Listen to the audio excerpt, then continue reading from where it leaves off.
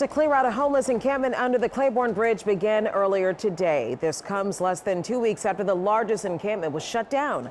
Thanks for joining us, everyone. I'm Sharice Gibson.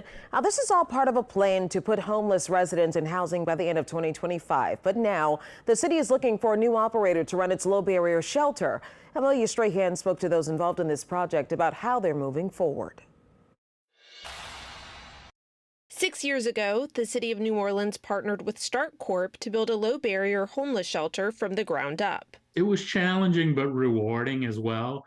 When you see somebody really regroup and reorganize their life, it is a rewarding thing. Since its development, the shelter has transitioned over 800 residents into permanent housing. It really takes compassion. You have to have compassion. You have to, be empathy to, the population that we serve, and one that don't mind helping and assisting. Stark Corp CEO credits its success to taking the time to get to know each resident. Our staff have really been committed to the project.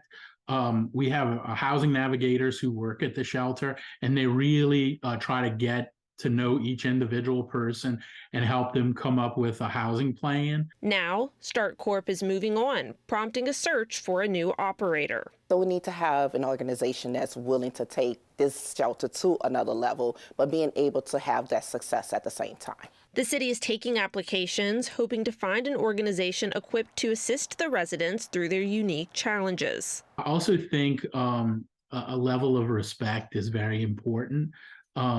Treating people with dignity and acknowledging their worth, it goes a long way in helping them to sort of rebuild their lives. A low-barrier shelter has few restrictions for entry, making special accommodations for residents who have pets or possessions that other shelters may not accept. We have a lot of agencies out there, but we need to make sure that we have an agency that understands this population, that have experience with this population, and is willing to move them forward with a low barrier concept that is in place. Organizations interested in operating the low barrier shelter can apply through December 8th. In New Orleans, Amelia Strahan, WWL Louisiana.